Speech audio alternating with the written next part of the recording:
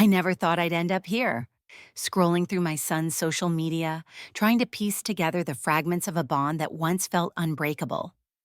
There it was, staring back at me in bold, glittering letters. Family over everything. The words were splashed across a photo of him surrounded by friends, smiling wide, arms slung casually around a girl I didn't recognize. The caption beneath read, "Blood is thicker than water, but sometimes you gotta keep it real." My breath hitched. A bitter laugh escaped me. Family over everything, is that what he calls it? Because the last time I saw him, he walked out of the hospital room without so much as a backward glance. The nurse had just adjusted the IV, the beep of the monitor echoing against the walls. My head throbbed, the room spinning. I asked him to stay, just a little longer. His eyes darted to his phone, thumb scrolling, a frown creasing his forehead. "Mom, I gotta go. There's a thing tonight," he said, voice impatient, eyes already drifting toward the door. "A thing?" I repeated, the words thick on my tongue. I just, I thought, "Come on, Mom, it's not a big deal. You're fine. They said you're fine." And then he was gone.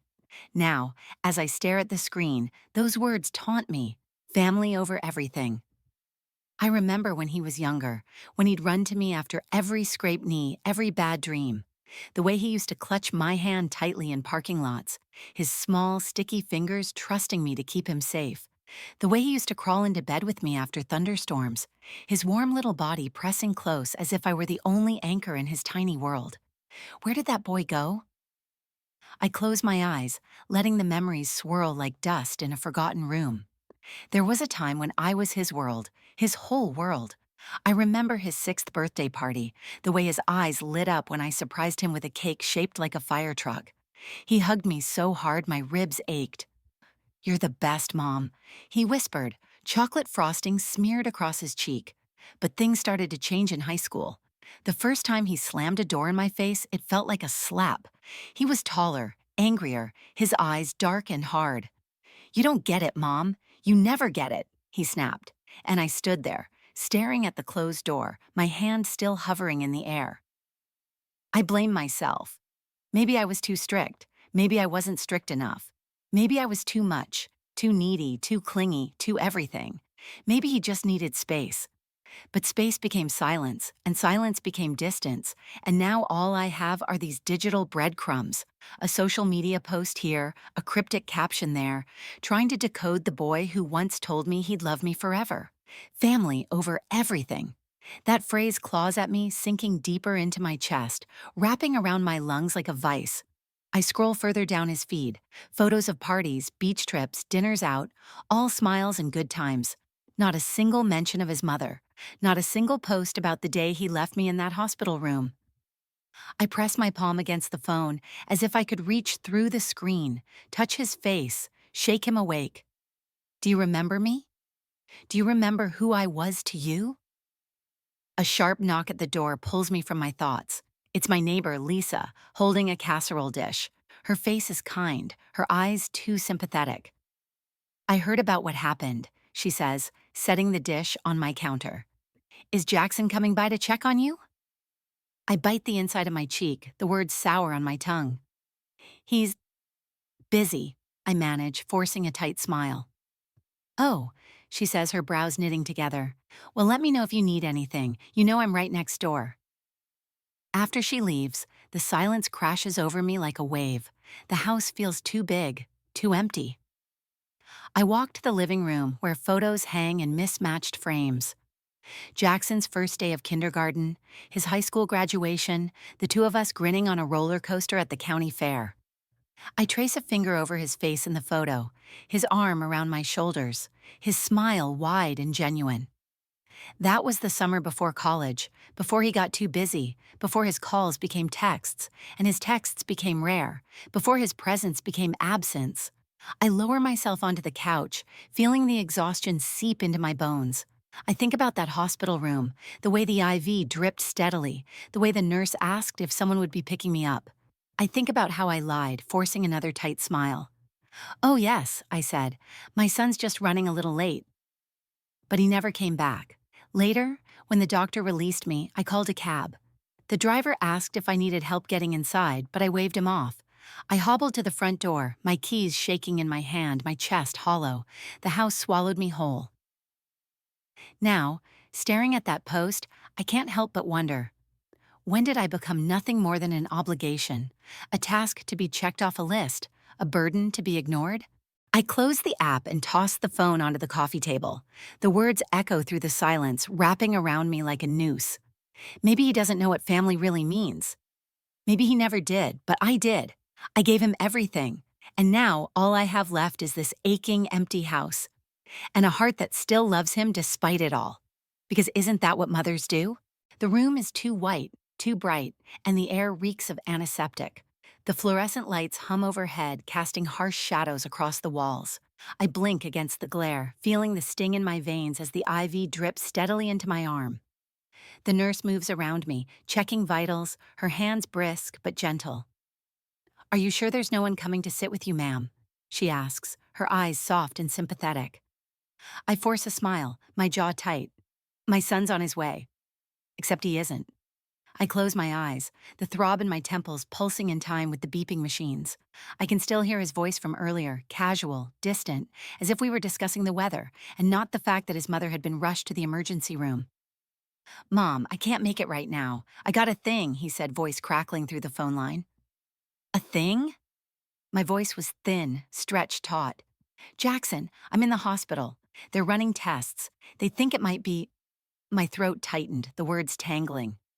"Mom, come on, they always think it might be something. You're fine, you're always fine." He was right. I was always fine, even when I wasn't.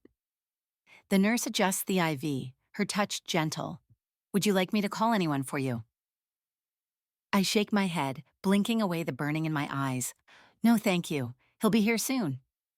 She nods, but the pity in her gaze is unmistakable. I turn away, staring at the blank wall, my reflection faint in the glass. The woman staring back at me looks older than I remember, lines etched deep around her eyes, hair grayer than it was last year. Maybe I am fine. Maybe I'm not. But right now, all I can think about is that my son is out there somewhere, living his life while I'm lying here, alone. Hours drag by, the room grows colder, the air staler. Nurses come and go, checking vitals, adjusting machines. Outside, the sky shifts from bright afternoon to dusky twilight. I pick up my phone, my fingers trembling as I dial Jackson's number. It rings once, twice, straight to voicemail. I hang up, the empty silence swallowing the room whole. A memory surfaces, unbidden. Jackson, at 8 years old, sprawled across my lap, tears streaming down his flushed cheeks. He'd fallen off his bike, scraping his knee raw against the pavement. He clung to me, his small fingers digging into my shirt as if I were the only safe place in the world. "I'm here, baby," I whispered, rocking him gently, my lips pressed against his damp hair. "I'm right here." Now, lying in this hospital bed, I feel the cold seep into my bones, the emptiness pressing down like a weight. Who's here for me now? Later, the doctor comes in, clipboard in hand, his eyes tired and kind. "Your tests came back clear," he says. "We'll keep you overnight for observation, just to be safe." I nod, swallowing against the lump in my throat.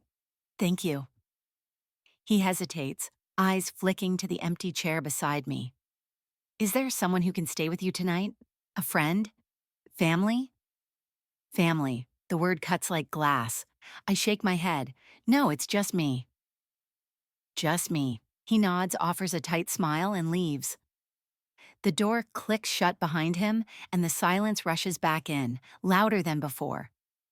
I close my eyes, trying to breathe through the ache. The room blurs, and in the haze, another memory surfaces.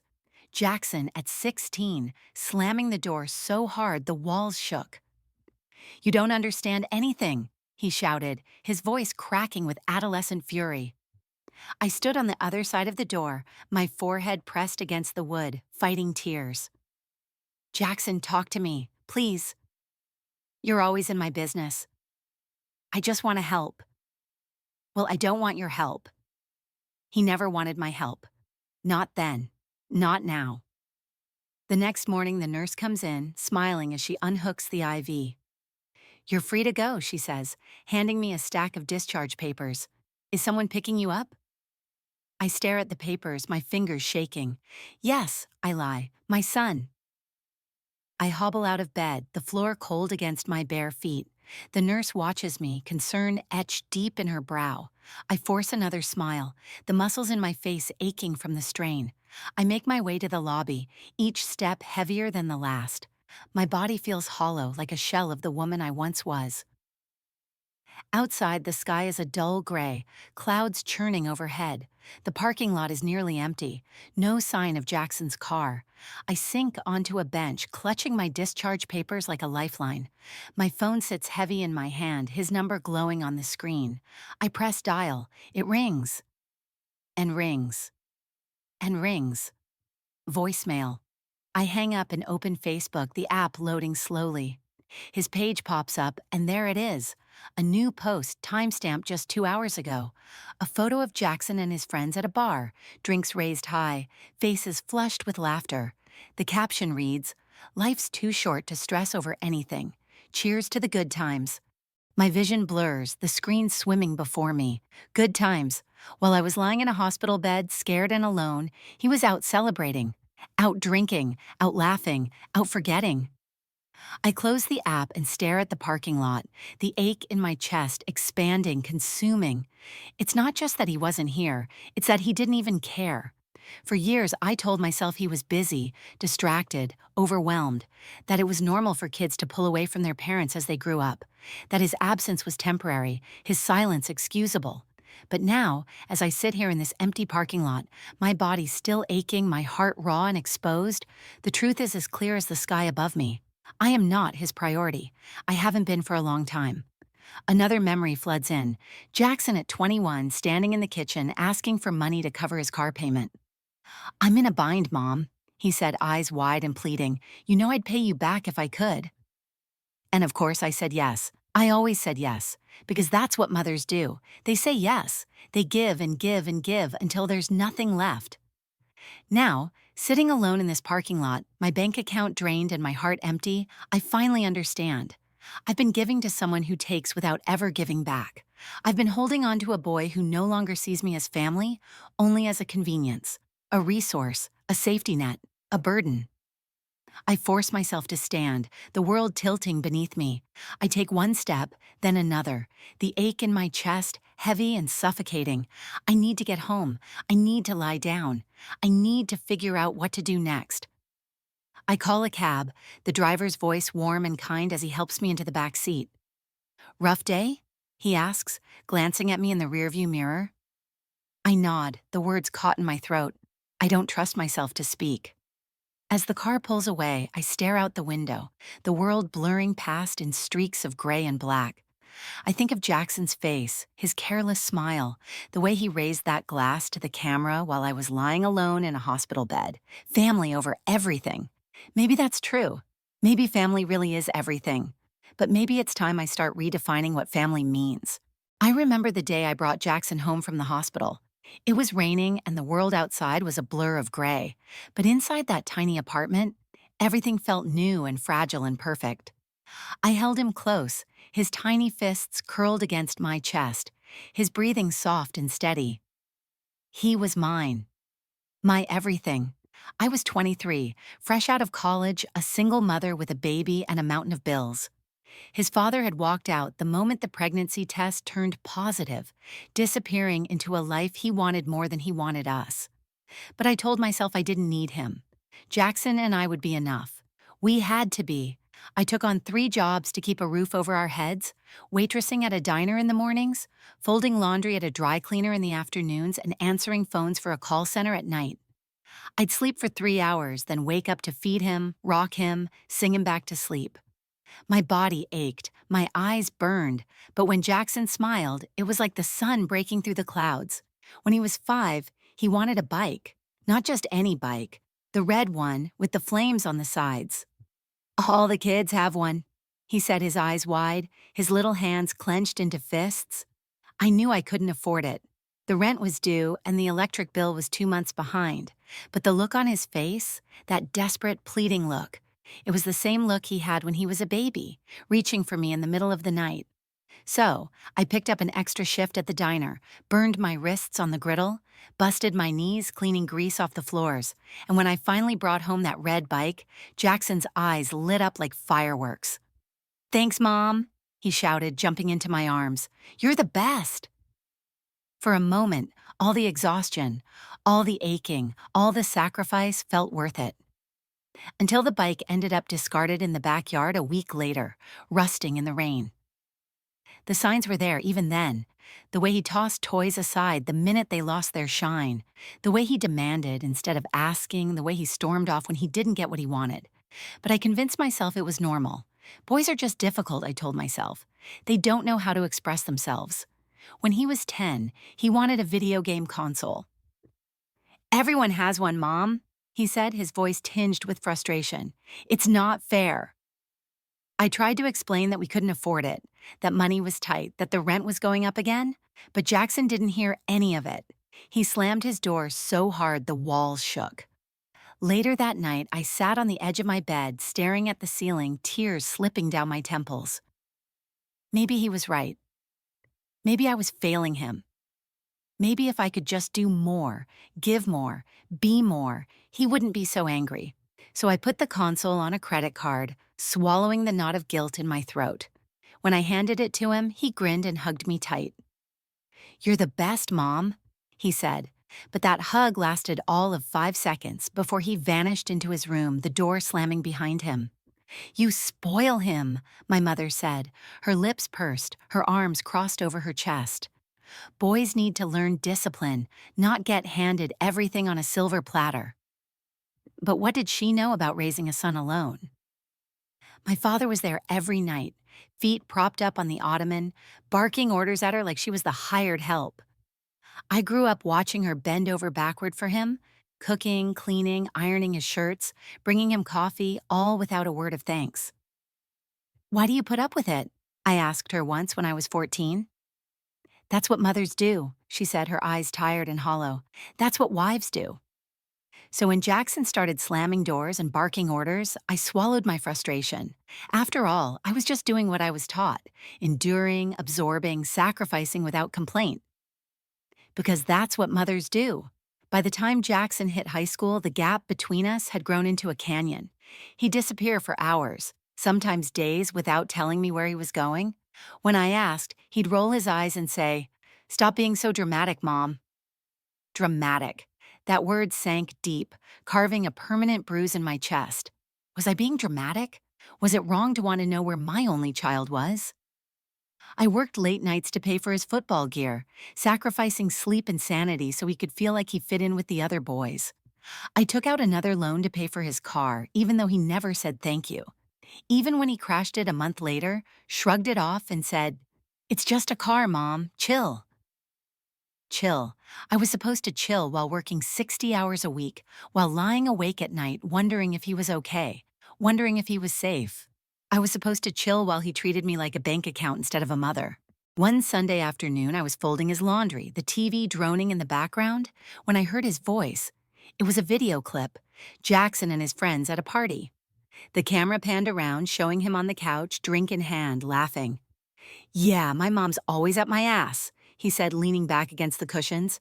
"She thinks she can control me just because she raised me alone. Like, lady, get a life."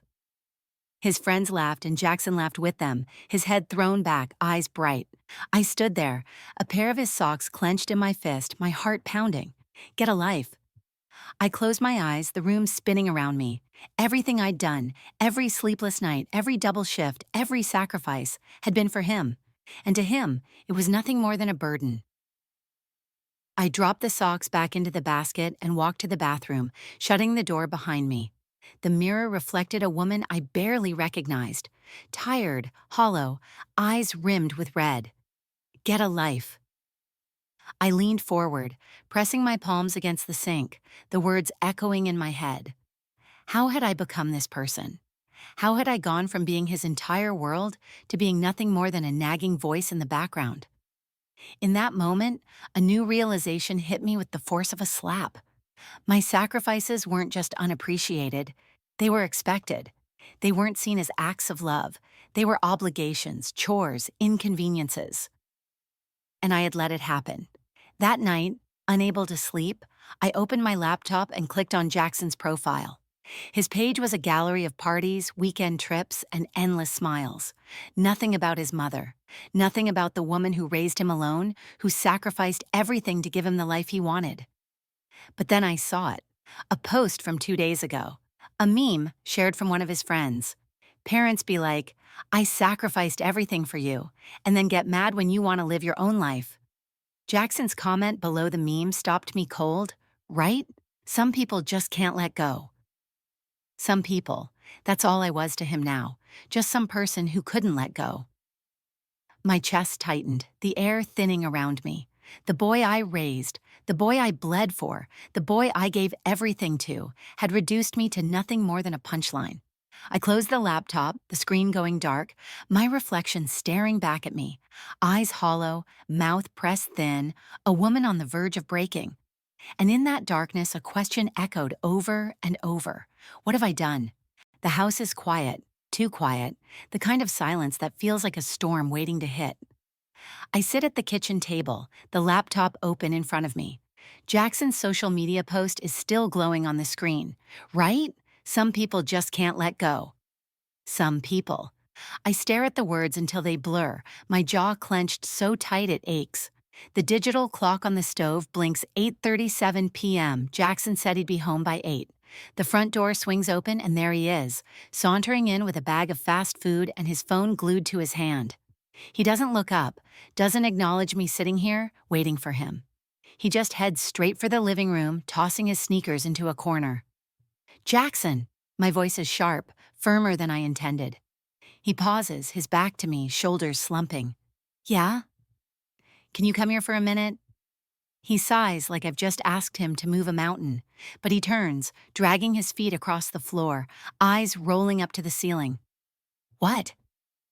I close the laptop, folding my hands over the lid. My heart is pounding, my palms clammy, but I force myself to stay calm. We need to talk. About what? He says, crossing his arms over his chest, eyes fixed somewhere over my head. I swallow hard, my throat tight. About the hospital, about what you said, about how you left me there. His expression shifts, annoyance flickering behind his eyes. Mom, I told you, I had plans. You were fine. I wasn't fine, I say, my voice trembling. I was scared, I was alone, and you— Oh my God, he interrupts, tossing his head back, his jaw clenched. You're still on this? You're seriously gonna make me feel bad about it again? I blink, stunned by the sheer audacity of it. Jackson, I'm not trying to make you feel bad. I'm trying to understand how you could do that.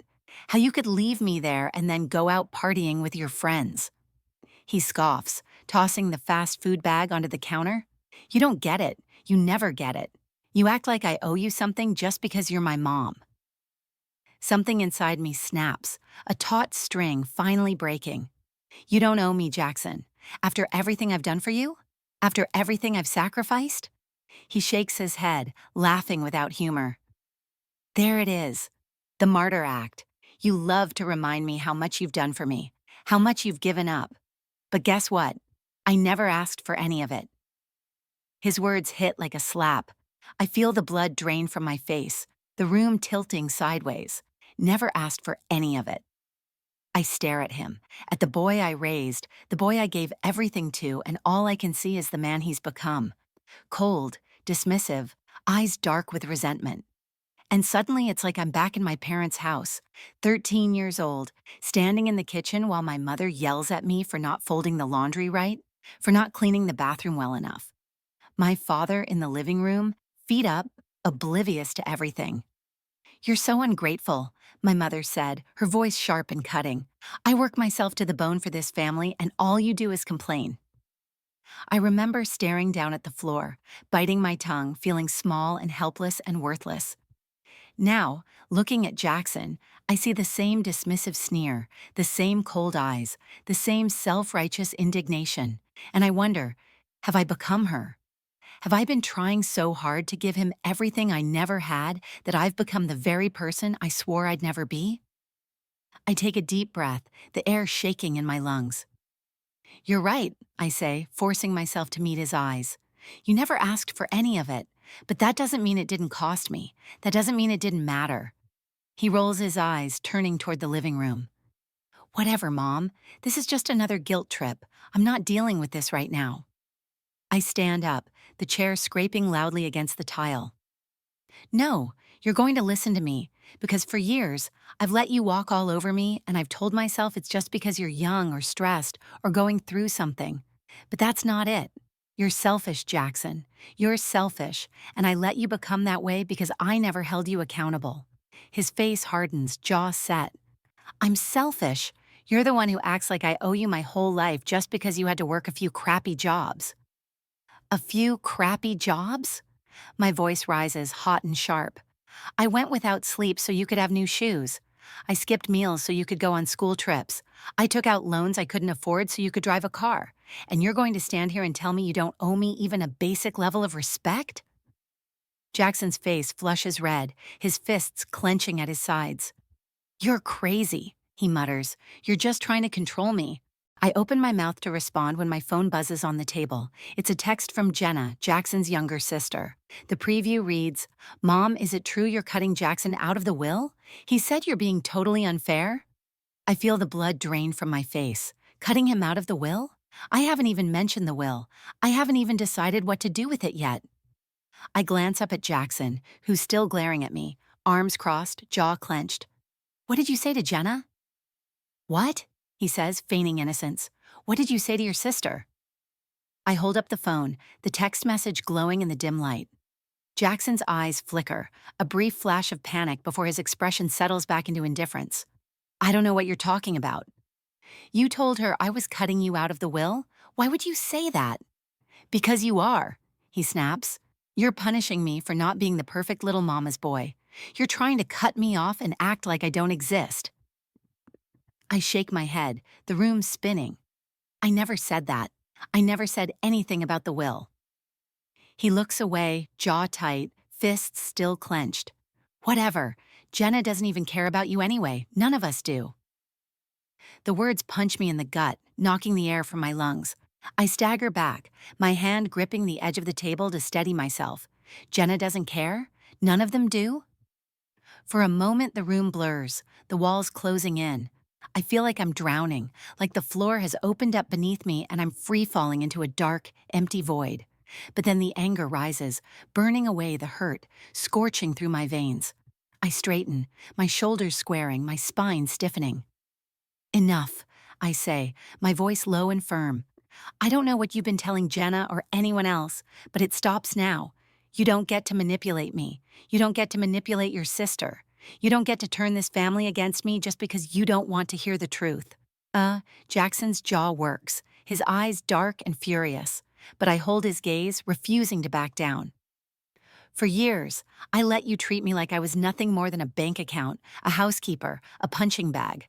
But that ends now. You don't owe me anything, Jackson, but you also don't get to use me anymore. He stares at me, his face hard, lips pressed into a thin line. You'll regret this, he mutters, before storming out of the room, the door slamming behind him. I sink back into the chair, the silence rushing back in like a tide. My hands shake, my breath comes in shallow gasps, and the tears burn hot against my skin. But beneath the hurt, beneath the anger, there's a flicker of something else, something stronger, something like resolve, because for the first time, I finally said the words I should have said years ago. And there's no going back now. That night, after Jackson stormed out, I couldn't sleep. I sat at the edge of my bed, fingers locked in my lap, the silence thick and heavy. The house was still, except for the occasional groan of the old floorboards and the wind scratching against the windows. But inside me, there was a noise, loud, relentless, a chorus of doubt, guilt, and unraveling clarity. For hours, I replayed everything he said, and more painfully, everything I didn't. How did we get here? How did the boy I rocked to sleep, the boy who once drew me crayon hearts and whispered, "You're my favorite person," become someone who looked at me like I was just a problem to be solved? And in that ache, in that unblinking darkness, I started thinking not just about Jackson, but about me, about where I came from, about the women I descended from. I grew up in a house where silence was survival, My mother spent her days doing everything for everyone else: cooking, cleaning, biting her tongue, keeping the peace, especially for the men. My father, my brothers, they were loud, brash, constantly demanding. And my mother bent under their weight like a tree in a storm, always standing but never unscathed. She taught me early what was expected. Keep your voice down. Don't talk back. Be grateful. Give even when it hurts, especially for the men. Because that's just how boys are, and I did. I folded their laundry, served their plates, swept up after their messes. When my brothers broke things, it was boys being boys. When I cried, it was overreacting. I learned quickly that love, or what passed for it, was conditional. It came only when I was helpful, quiet, pleasing. It came in nods of approval, not warmth, in silence, not affection. So when Jackson was born, I swore I'd do everything differently. I told myself I would love loudly, that I would give him the affection I never got, that I would be the mother I always needed. But love, real love, needs more than giving. It needs boundaries, accountability, respect. I didn't understand that then. What I understood was fear. Fear that if I said no, if I held firm, if I didn't give him everything, he would leave. He would stop loving me. So I gave. When he threw tantrums as a toddler, I gave him toys to quiet him. When he lashed out in high school, I gave him space, money, excuses. When he disrespected me, I gave him forgiveness, again and again, without consequences. And every time I did, I told myself it was love. But now I see it wasn't just love. It was fear masquerading as devotion.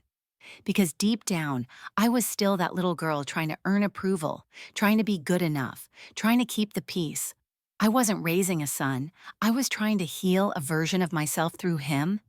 And in doing so, I recreated the very dynamic I thought I'd escaped. The hardest part wasn't seeing how Jackson treated me, it was seeing myself in it. Seeing the way I flinched when he raised his voice, the way I rushed to fix things the second he got angry, the way I apologized even when I hadn't done anything wrong. He learned that from me, not just because I allowed it, but because I modeled it. I taught him that women bend, that mothers give, that love means never saying no. And when I finally did, when I finally confronted him, set a boundary, stood my ground, he didn't know how to handle it, because I'd spent his entire life teaching him that I wouldn't. And the worst part? I could almost hear my mother's voice in his, dismissive, cold, laced with the same bitter detachment I grew up with. I didn't just fail to break the cycle, I passed it on. That truth landed like a stone in my chest, heavy, immovable. For days after our fight, I couldn't look at myself in the mirror without flinching. Every time I did, I saw two versions of myself: the exhausted daughter who once begged for love, and the enabling mother who gave too much of it in the wrong ways. I wanted to hate him, to scream, to slam doors and throw things and wail with all the years of hurt he'd stirred up. But beneath the anger, there was something worse: shame. Because he didn't become this person in a vacuum. I helped shape him, not intentionally, never intentionally, but still. I had to own that. I had to sit in that pain and let it burn, because pretending I was just the victim, just the wounded mother, would only keep the cycle spinning. So, I did what I had never done before. I took a long, hard look at my own part in it all, and I started asking myself what I could do differently.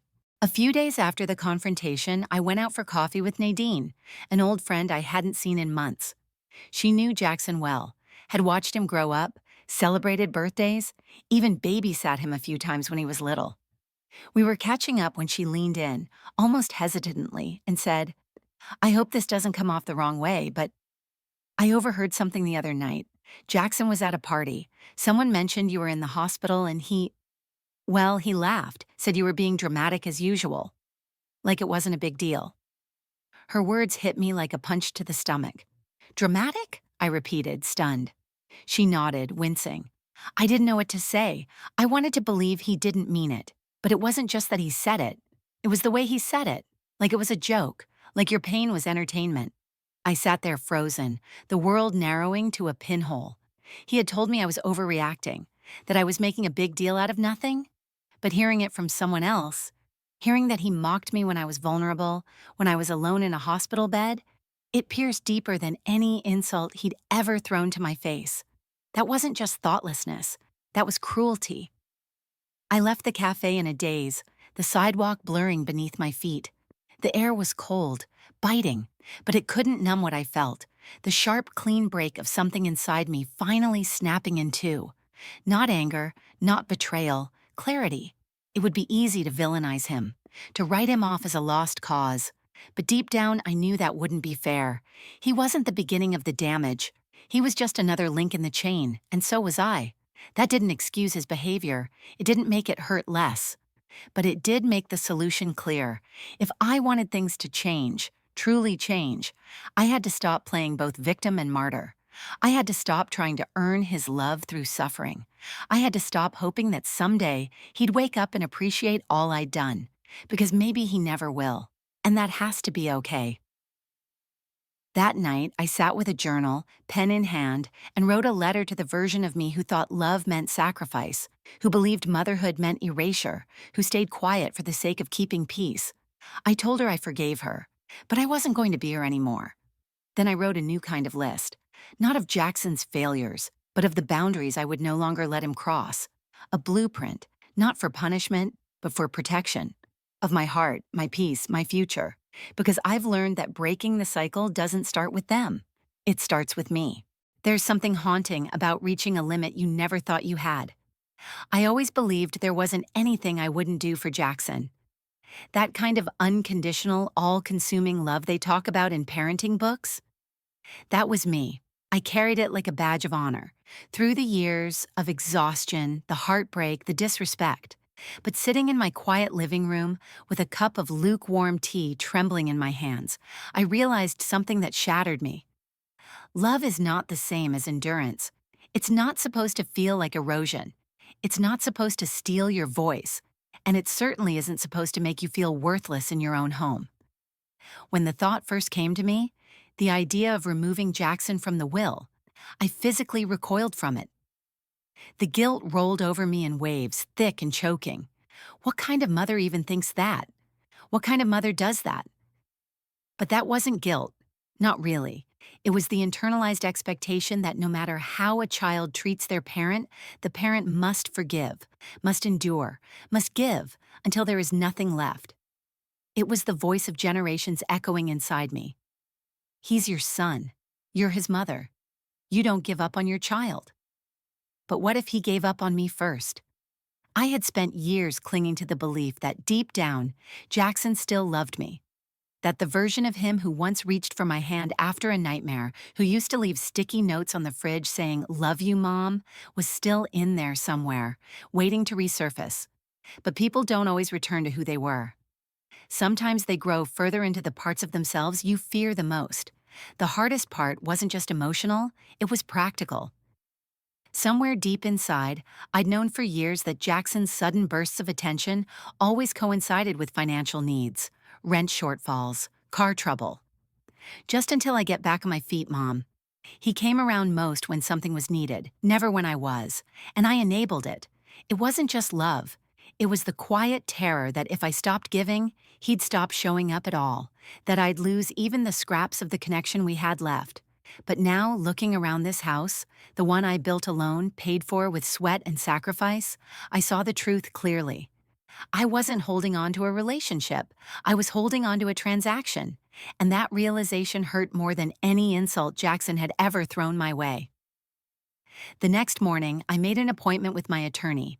She had kind eyes, and when I told her what I wanted, she didn't blink. She didn't judge. She just nodded and asked for details. "I want to update my will," I said, my voice firm despite the ache in my chest. "I want to remove my son as a beneficiary." There was a pause. "All right," she said quietly. "Is this a permanent decision?" I thought about that for a long moment. I thought about the hospital room, the party photos, the laughter at my expense, the manipulation, the silence that followed every time I asked him to show up as a son instead of a stranger. "Yes," I said, "it is." I walked out of the attorney's office feeling both lighter and heavier. Lighter because I'd taken a stand. Heavier because I knew the fallout would come. Jackson would find out eventually, and when he did, he wouldn't take it quietly. But I also knew something else. For the first time, I wasn't going to cower from it. I started doing things I hadn't done in years, things that made me feel like a person again, not just a provider. I took myself out for breakfast. I signed up for a painting class at the community center. I called old friends I'd distanced myself from in my effort to prioritize him. Little by little, I started stitching myself back together. Because self preservation isn't selfish, it's survival, and I was done surviving on his terms. A week later, I got the call from Nadine, the same friend who'd told me about Jackson calling me dramatic. Her voice crackled through the phone, laced with disbelief. I wasn't going to say anything, but Jackson's been talking, she said. He's telling people he's going to sell your house when you're gone. Says he's already got someone interested. Claims it'll be his big restart. I nearly dropped the phone. My house, my sanctuary, the only place I've ever truly owned. And he was already making plans to cash it in. As if my death were a foregone conclusion. As if my life was just a waiting period before he got his payoff. I hung up the call and sat in silence, my hands shaking. He wasn't just indifferent. He was counting on my absence, banking on it. That was it. That was the moment the last thread of guilt snapped. It wasn't about me being too harsh or unforgiving. It wasn't about being a bad mom. It was about facing a reality I'd been too afraid to acknowledge. My son didn't just fail to value me, he planned to profit off me, and I'd be damned if I let him. That night, I took down every photo of us that lined the hallway. The graduation shots, the birthday party candids, the ones where he had his arms slung around me like I was the safest place in the world. Because I had been, but not anymore. I packed them into a box, sealed it shut, and placed it in the back of the hall closet. Out of sight, not out of mind. Not yet, but that would come. I'm not under any illusions. This decision won't undo the years of pain or magically fix what's broken between us. But it does something else, something even more important. It stops the bleeding. It marks the line where I say, no more. No more sacrificing myself for someone who only sees me as a resource. No more enabling a pattern that leaves me depleted. No more confusing obligation with love. I don't know what's ahead. I don't know if Jackson and I will ever reconcile. But I know this, if he ever wants to come back into my life, it will be on different terms, on equal footing, with respect, or not at all. Until then, I'll be here, not just surviving but living on my own terms. It started with a phone call, not from Jackson, not from anyone in the family, just Carol, an old friend from my college days I hadn't seen in over a decade. We'd been inseparable once, long before Jackson, before everything became about survival. She'd left a voicemail after seeing one of my paintings featured in a local art show. I had no idea you were still painting, she said. Call me. Let's catch up. I stared at my phone for a long time before dialing. My hands trembled, not from fear of rejection, but from unfamiliarity. I hadn't reached out for something, someone, that wasn't Jackson in so long. I didn't know what it felt like to want connection for myself. That was the first thread I pulled. I started small. I met Carol for coffee. Then again the next week. We talked about everything. Books, politics, music, her grandkids, and eventually about Jackson. You're allowed to have a life that's just yours, you know, she said once, gently but firmly. I nodded, blinking back the sting behind my eyes. I didn't trust myself to speak. From there, I joined a local painting circle that met twice a month at the community center. At first, I barely touched the canvas, my hand hesitant, my mind drifting. But the act of simply being there, in a room filled with women who had lives, dreams, desires, not identities wrapped entirely around their children, began to chip away at something inside me. Therapy came next. That was harder. I had been conditioned to see therapy as something you needed only when things were falling apart. But the truth was, I had been falling apart quietly, incrementally, for years, in ways that didn't scream or shatter, but in ways that left cracks everywhere. The therapist, Diane, was calm and kind. She asked questions no one had ever asked me. What do you want, Laura? What does safety look like to you? I didn't know how to answer at first. Every desire I'd had in the last 25 years had begun with the phrase, "What's best for Jackson?" But slowly the sessions became a mirror. I began to see myself, not the mother, not the caretaker, not the fixer, but the girl who once loved Van Morrison records, who dreamed of opening her own art studio, who once dared to imagine that love didn't have to mean disappearing. It was shocking how quickly the weight began to lift. Not because the pain vanished or because I stopped loving my son, but because I realized how much of my life had been dictated by his needs, his moods, his expectations. I had confused being needed with being loved. Now, no one needed me to make their dentist appointments or pay their overdue credit card bills or bail them out of bad choices. No one texted only when they were desperate. And though the silence was deafening at first, it became sacred. I started hearing myself again. I danced while doing dishes. I sat in the garden with a book and didn't feel guilty. I drove to the lake one afternoon just because I could. No explanations, no justifications. I felt like a woman again. Not a service, not a role, a person. Each day, I added something small back into my life. I painted sunrises and dark oceans and broken glass. I called my cousin Maggie and apologized for the years we drifted apart. I bought a secondhand piano and began to teach myself how to play, fumbling over the keys like a child, but smiling the whole time. I filled the fridge with foods I liked, not the ones Jackson demanded. I hung new curtains in the living room. I bought sheets with floral patterns because they made me feel soft and light. These weren't grand gestures, but they were mine. And for the first time in decades, I wasn't waiting for someone to acknowledge me for doing them. I was acknowledging myself. It hit me one morning, standing in the sunlight pouring through my kitchen window. I am still valuable, even if no one is watching. For years, I measured my worth in how much I gave. The meals cooked, the bills paid, the peace kept, and now, without an audience, without a constant crisis to solve, I was still here, still whole. I wasn't just a mother. I was someone with a laugh that cracked when she really meant it. Someone who cried during sad songs. Someone who still had so much to give, just not to those who treated her like a doormat. Just as the calm began to settle, just as I started to believe in the strength I'd rebuilt, a storm came knocking. Literally. Maggie stood on my doorstep, shoulders tense, her face drawn. "Have you talked to Jackson lately?" she asked, not meeting my eyes. I shook my head, already knowing I wouldn't like what came next. "He called me and Melissa, said you were having some kind of breakdown, that you're planning to sell the house and disown him, and we should intervene before you do something irrational." My mouth went dry. "He's manipulating you," I said, more to myself than to her. Maggie nodded slowly. "I told him I didn't believe him, but Melissa's worried. You know how she is." And just like that, the old fear tried to slither back in. The fear that if I stood my ground, I'd lose everyone. That I'd be painted as crazy, hysterical, bitter. But I took a breath, held it, released it.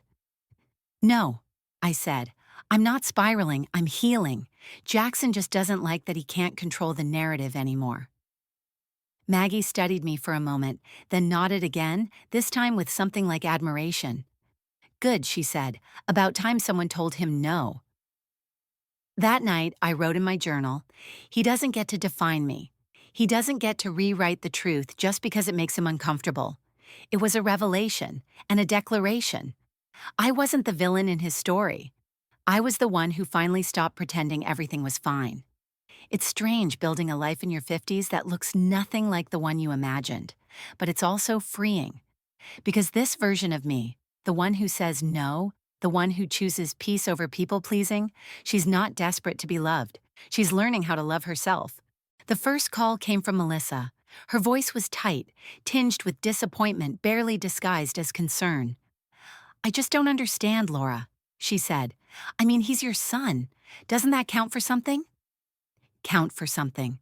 As if the years I spent holding him together, funding his life, excusing his cruelty, weren't proof enough that I'd given everything I had.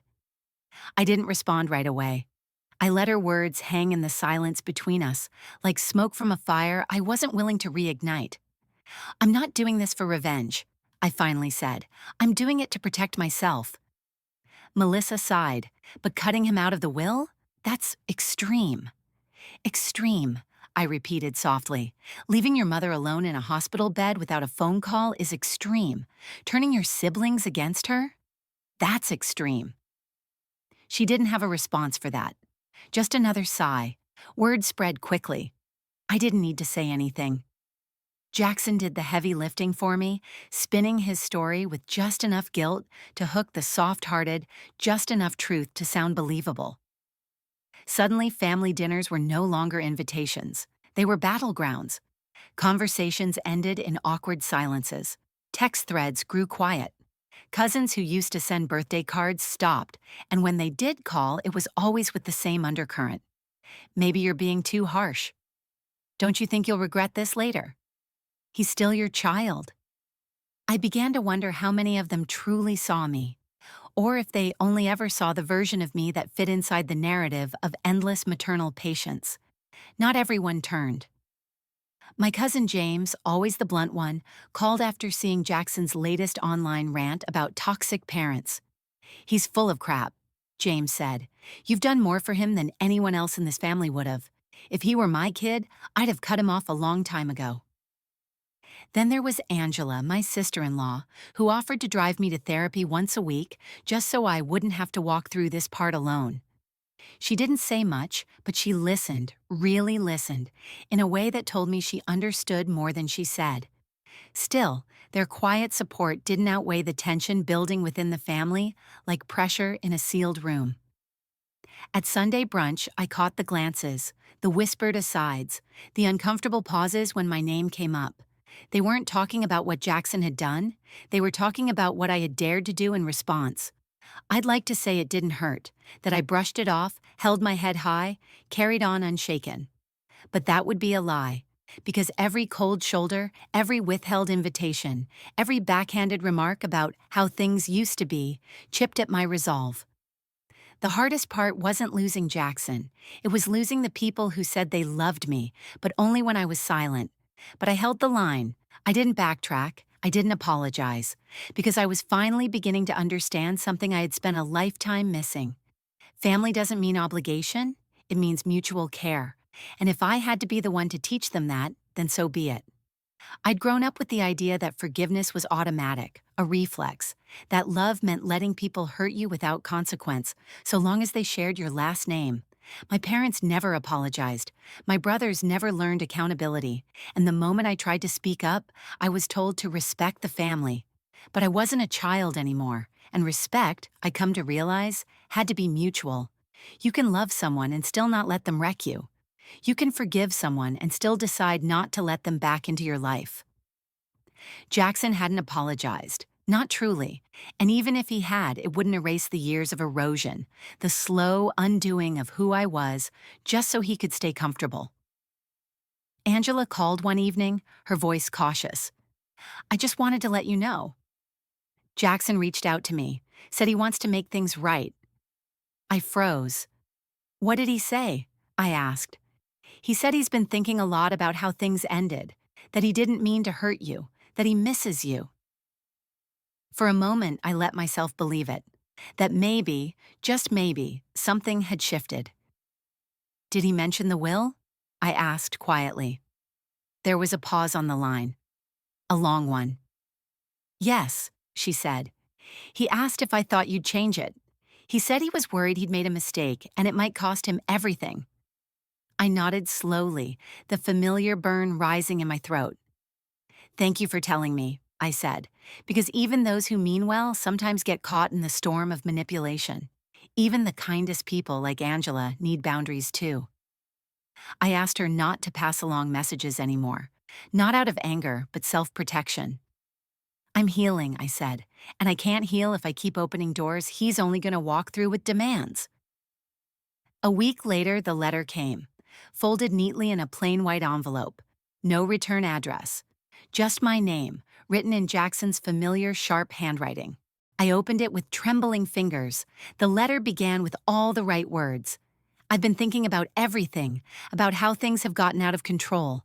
I know I hurt you. I was immature, selfish. I see that now. I read it twice, then a third time. Each word a bomb, each sentence tugging at the part of me still desperate to believe he could change. But then, in the last paragraph, came the twist.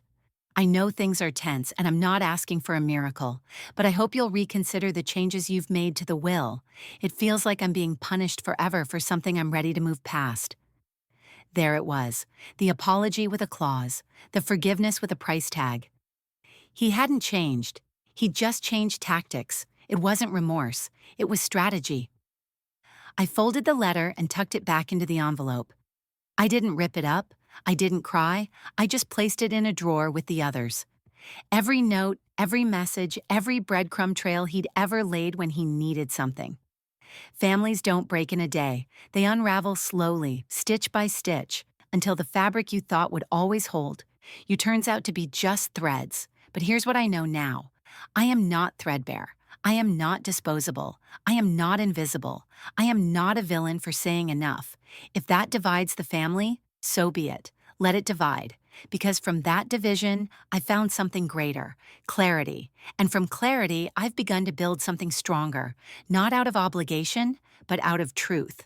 The house was still when I sat down to write the letter. It was early, before the morning sun had touched the windows, before the kettle had boiled. Just me, a pen, and a stack of heavy linen paper I'd been saving for something meaningful. I didn't write on a computer. I needed this to come from my hand, from the slow, deliberate pressure of ink and motion. There was something sacred in it, something grounding. Like I was etching truth into permanence. I was writing to all three of my children, Jackson, of course, but also Melissa and David, who had been pulled into his drama, his version of events. I didn't expect understanding, but I owed them honesty, and I owed myself a voice. To my children, I have spent many nights searching for the right words, and I realize now that there aren't any perfect ones. There's only the truth. The hard, complicated, deeply human truth. And I hope, if nothing else, you'll read this with open minds and open hearts. I paused, tears already threatening, but I pressed on. First, let me say this. I love each of you.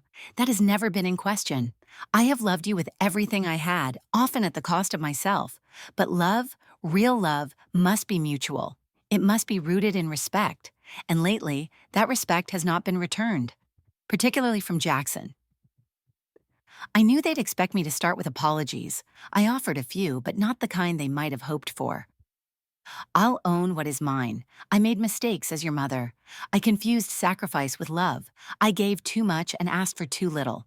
I failed to teach boundaries because I didn't have any myself. I wanted to protect you from pain, but in doing so, I prevented you from learning the cost of your actions. But I will not take responsibility for Jackson's choices. I will not own the cruelty, the entitlement, the manipulation. Those were not taught. They were tolerated. And that's where my failure ends. The rest is his. I thought long and hard before writing the next part. I had rehearsed it in my head dozens of times, unsure if I could put it to paper, but it was the heart of everything. Love without respect is not love. It is obligation. It is performance. It is silent suffering dressed up as devotion. I have been the giver for so long, I forgot what it felt like to simply be, to be worthy, to be seen. And so, yes, I made changes to the will, not out of anger, not out of spite, but as a final act of self-respect. No one is entitled to my legacy simply because we share DNA. A legacy is earned through care, not claimed through proximity. I signed the last line of that section with a kind of defiant grace, because it wasn't cruelty, it was clarity. I wrote late into the morning, pausing only to sip lukewarm tea and let the waves of emotion pass. There were moments I softened, remembering birthday parties and bedtime stories, scraped knees and whispered secrets. I allowed those memories in, not to weaken me, but to remind myself of the fullness of our history. Because this letter wasn't a severing. It was a declaration. I am still here, and I am no longer willing to be erased. I hope in time you will understand that this decision isn't about punishment, it's about healing, about protecting the woman I've become, the woman I fought so hard to reclaim. You don't have to agree, but you do have to respect it. Writing the letter didn't erase the ache, but it gave it shape. It gave me power. I sealed each copy in its own envelope, addressed in my neatest handwriting, and placed them on the table, where they waited quietly for the day they would be delivered. For the first time in years, I felt the weight in my chest loosen, not because things were fixed, but because I had finally spoken. I didn't scream. I didn't beg. I simply told the truth. And the truth is, I mattered. My boundaries mattered. My peace mattered. That was more than enough. 3 days later, I got the call. It was from a lawyer's office I didn't recognize. A young-sounding woman introduced herself politely, then said, "I'm calling on behalf of Mr. Jackson Warren. He has filed preliminary paperwork seeking a legal claim to your estate." I felt my mouth go dry. He what? He's asserting that he has a rightful interest in your assets and is challenging the validity of the recent changes to your will. I sat down hard, the room spinning. I barely heard the rest, something about timelines and affidavits. All I could hear was the truth behind the words. He isn't sorry. He never was. He doesn't want reconciliation. He wants compensation. I hung up the phone slowly, numb but calm. He hadn't responded to the letter. He hadn't reached out, hadn't called, hadn't said a word. But he had filed paperwork, another move on his chessboard of control. And this time, I didn't cry. I didn't crumble. I called my attorney, forwarded the details, and sat quietly as we discussed next steps. When we hung up, I opened my journal and wrote, "This is not about money. It never was. It's about a pattern that will never change unless I end it." There is no manual for grieving a living child, no guide for walking away not because you want to, but because staying is a form of slow death. But I have learned this.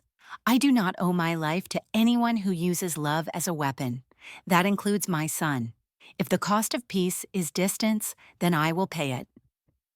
If the cost of dignity is the end of what we once called family, then so be it. I am not weak for protecting my peace. I am not cruel for telling the truth.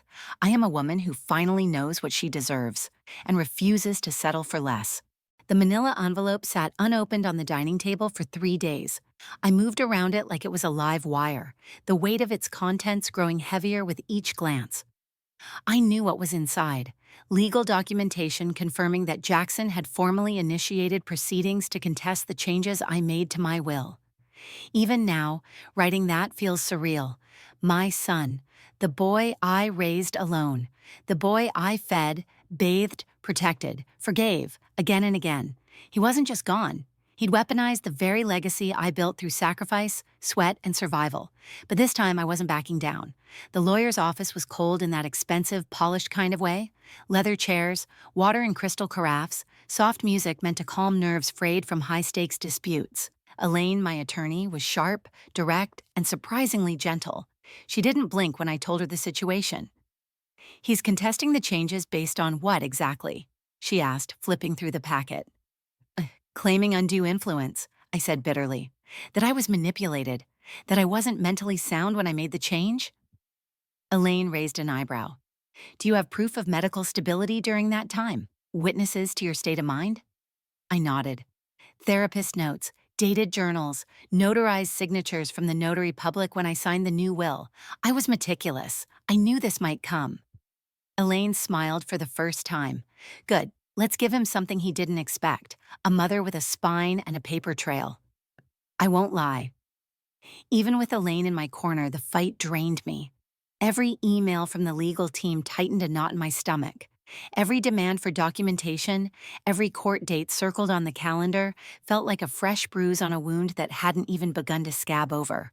It wasn't just legal. It was psychological warfare. Jackson was forcing me to relive every instance of his neglect.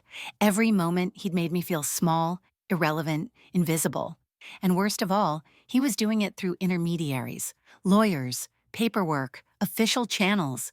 He couldn't call me to talk, but he could subpoena my therapist's records. There were nights I couldn't sleep, nights I sat in the kitchen staring at the same cup of tea, wondering if it was worth it. But then I'd remember the hospital, the silence, the photo of him toasting drinks while I lay alone with a drip in my arm. And I'd remember, this isn't about money. It never was. The call came on a Wednesday morning while I was sorting through a box of old family photos. Laura, it's Evelyn, your aunt's daughter. We met a few times when you came up to Maine. I hadn't heard from Evelyn in years, but the warmth in her voice was familiar. I just wanted to say I heard what's going on, she said. Jackson's been talking, and not in a good way. My stomach clenched. What did he say? That you're unstable, that you were manipulated into changing the will, that you're trying to destroy him. I closed my eyes. Sounds about right. But here's the thing, Evelyn continued. None of us are buying it. My mom always said you were the strongest of the bunch. She said you gave everything to that boy, and I just want you to know, you're not crazy, you're not wrong, and you're not alone. The tears came fast, not because her words healed everything, but because they reminded me I wasn't entirely isolated. Sometimes support comes from the most unexpected places, and sometimes that's enough to keep going. I started documenting everything, not just for court, but for myself.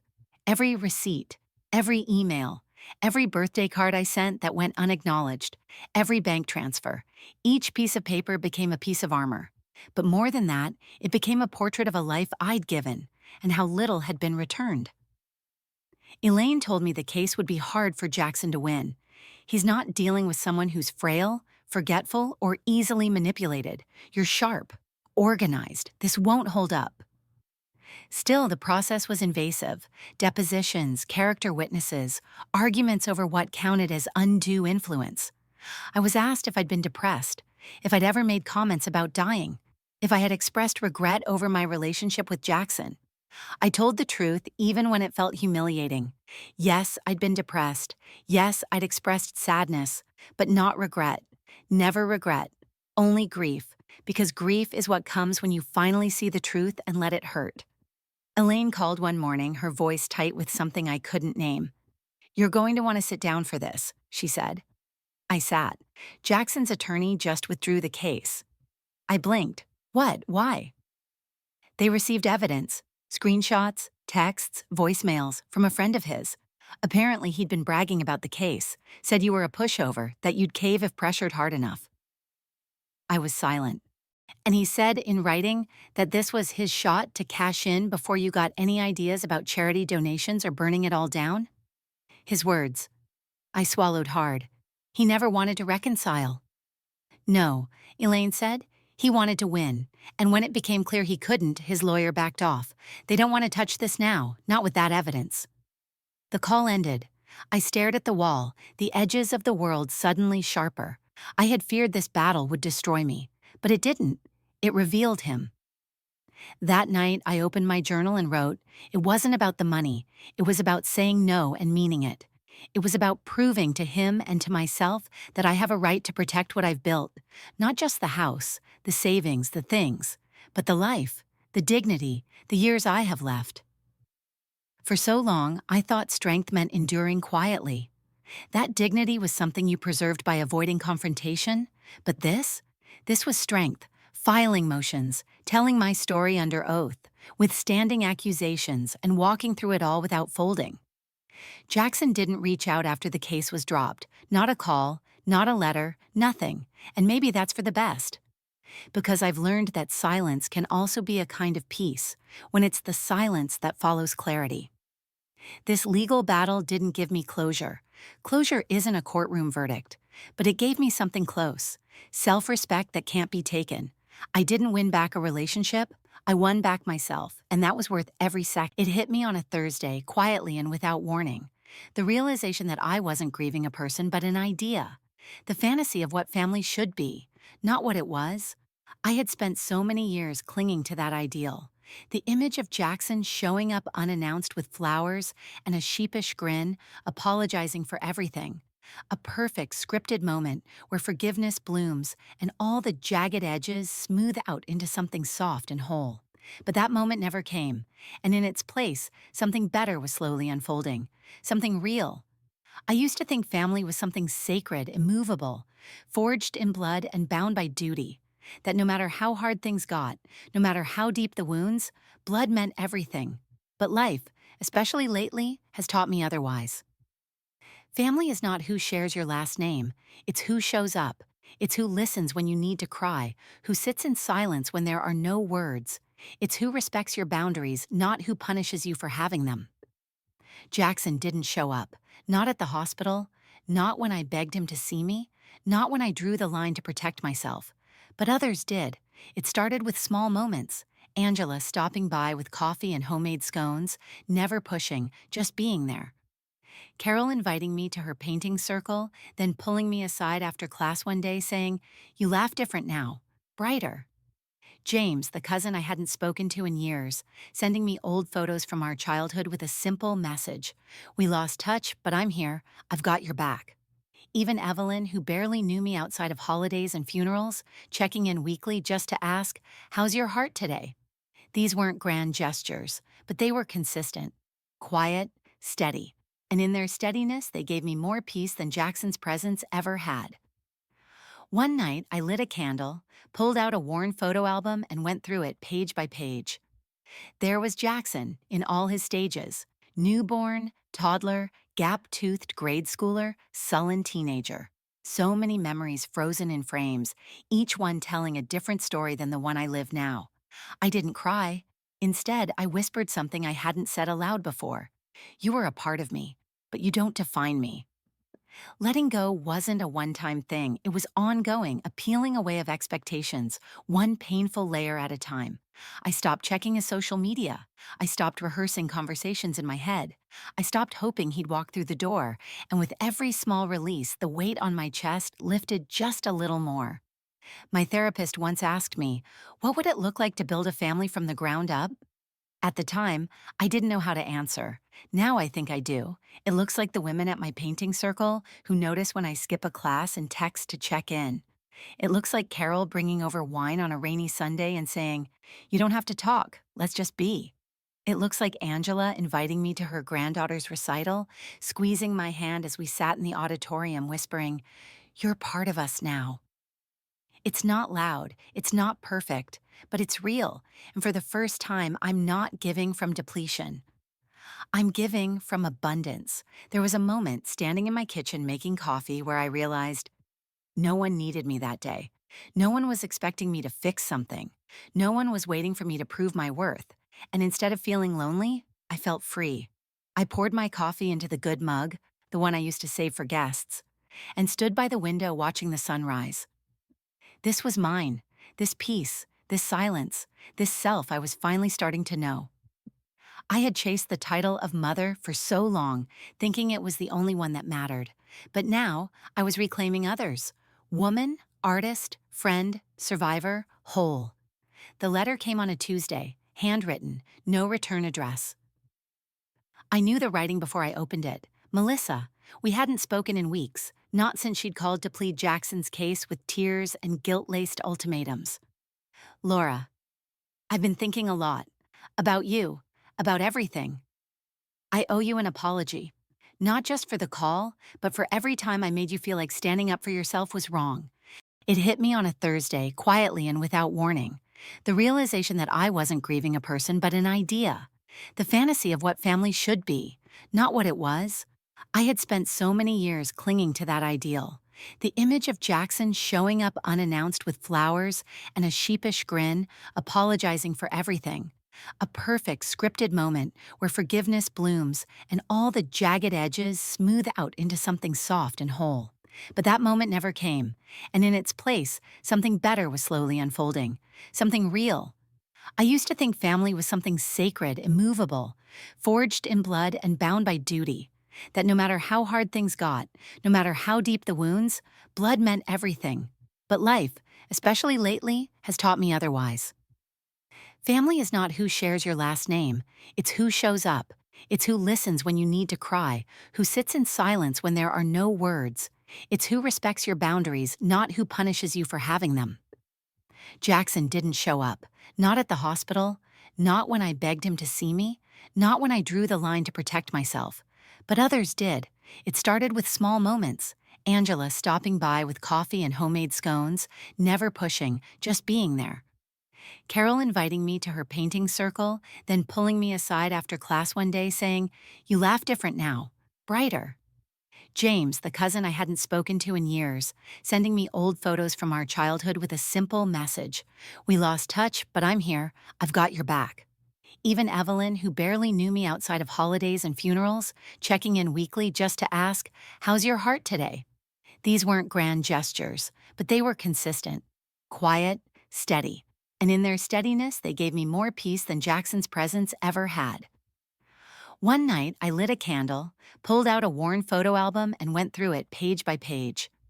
There was Jackson in all his stages: newborn, toddler, gap toothed grade schooler, sullen teenager. So many memories frozen in frames, each one telling a different story than the one I live now. I didn't cry. Instead, I whispered something I hadn't said aloud before. You are a part of me, but you don't define me. Letting go wasn't a one-time thing. It was ongoing, a peeling away of expectations, one painful layer at a time. I stopped checking his social media. I stopped rehearsing conversations in my head. I stopped hoping he'd walk through the door, and with every small release, the weight on my chest lifted just a little more. My therapist once asked me, "What would it look like to build a family from the ground up?" At the time, I didn't know how to answer. Now I think I do. It looks like the women at my painting circle who notice when I skip a class and text to check in. It looks like Carol bringing over wine on a rainy Sunday and saying, "You don't have to talk, let's just be." It looks like Angela inviting me to her granddaughter's recital, squeezing my hand as we sat in the auditorium whispering, "You're part of us now." It's not loud, it's not perfect, but it's real, and for the first time, I'm not giving from depletion. I'm giving from abundance. There was a moment standing in my kitchen making coffee where I realized no one needed me that day. No one was expecting me to fix something. No one was waiting for me to prove my worth. And instead of feeling lonely, I felt free. I poured my coffee into the good mug, the one I used to save for guests, and stood by the window watching the sunrise. This was mine, this piece. I believed Jackson's version of things because it was easier, because it kept the image of our family intact. But that image was a lie, and you were the only one brave enough to say it out loud. "I'm sorry I didn't back you up. I see it now. How much you gave, how little he returned, how we all benefited from your silence and called it grace. You deserve more. And I want to be part of the family you're building, not the one that broke you. If there's still space for me, I'd like to come by for coffee, just to talk. No judgment, no sides. With love, Melissa." I read the letter twice, then a third time, the words sinking in like rain after a long drought. I didn't cry, but I felt something softer, something like healing.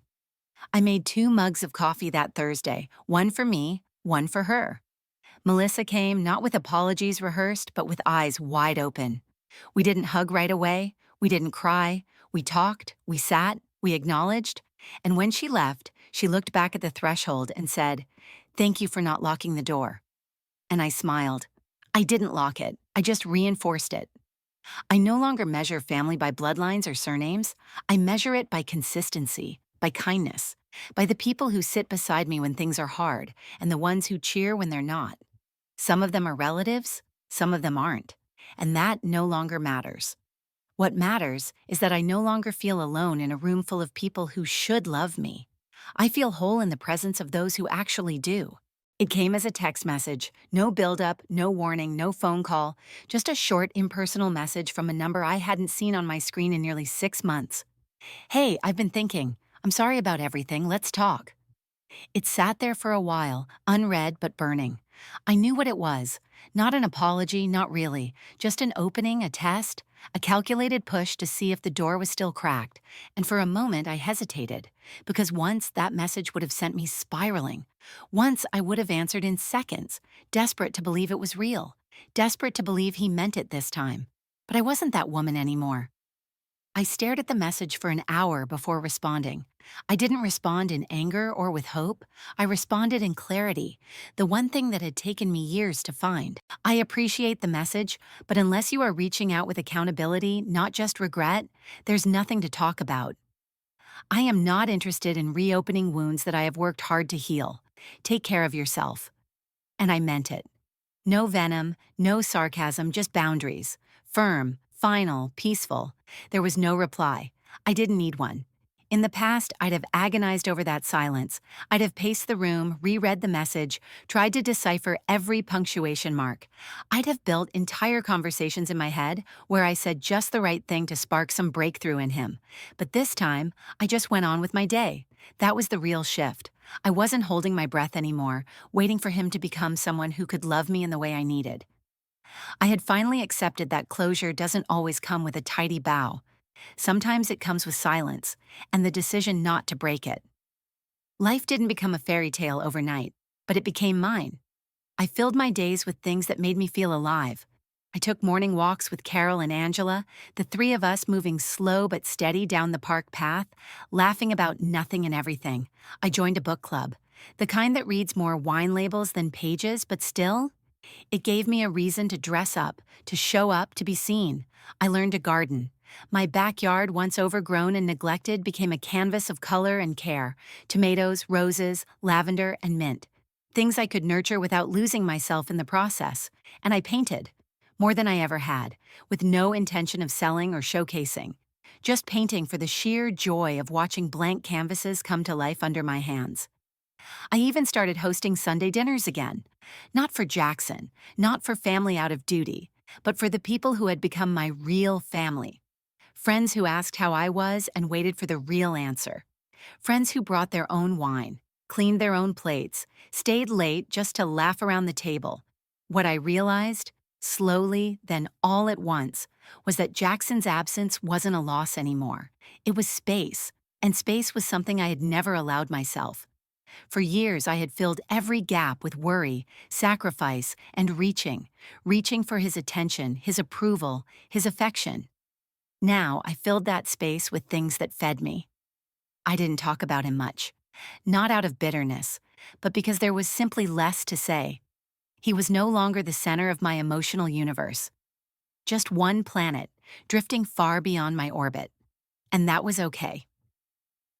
One afternoon, I sat with my therapist, legs tucked beneath me on her office couch, and she asked, "What does peace look like for you now?" I thought about it for a while, then answered, "It looks like waking up and not feeling guilty. It looks like reading a book without checking my phone. It looks like saying no without explanation. It looks like trusting myself again." She smiled and nodded. "That's a beautiful answer." It was, because it was true. Peace, I'd learned, wasn't the absence of conflict. It was the absence of self-betrayal. The small circle around me grew stronger each day. Angela, with her quiet strength and thoughtful gestures. Carol, who never let me dwell too long in sadness. Evelyn, who brought baked goods and made jokes that made me cry laugh. Even Melissa, who continued to rebuild our relationship with humility and effort. They never asked me to be someone I wasn't. They didn't walk on eggshells or push me into reconciliation. They just showed up, consistently, honestly, without agenda. And that, I realized, was what I had been yearning for all along. Not just love, but safety. One evening, as the sun dipped below the horizon and cast long gold shadows across my kitchen floor, I stood with a mug in hand and watched the sky turn pink. I thought about Jackson. I didn't hate him. I wasn't even angry anymore. I had let that go with the rest of the things that no longer served me. What remained was a quiet ache, not for what was, but for what never would be. And that was grief. But it was also freedom, because I didn't need him to change for me to be okay. I didn't need his approval, his attention, or even his apology to move forward. I had built a life without him, a good one. I know now that family isn't just about who's tied to you by blood. It's about who holds space for you, who accepts your boundaries, who shows up when you're not performing, not fixing, not sacrificing. It's about mutual care, not obligation. About being seen, not simply served. Sometimes that person is your child. Sometimes it's not. Sometimes family is chosen. And when it is earned in every act of love, presence, and respect. And sometimes the greatest act of motherhood isn't in giving endlessly. It's in knowing when to stop, to choose yourself, to reclaim your voice, to finally truly live. If this story moved you, if you've ever felt torn between love and self-respect, don't stay silent. Share your story in the comments. Let someone else know they're not alone. And if you believe that healing sometimes begins with walking away, like, share, and subscribe for more powerful truth telling journeys just like this one. Your voice matters. Let it be heard.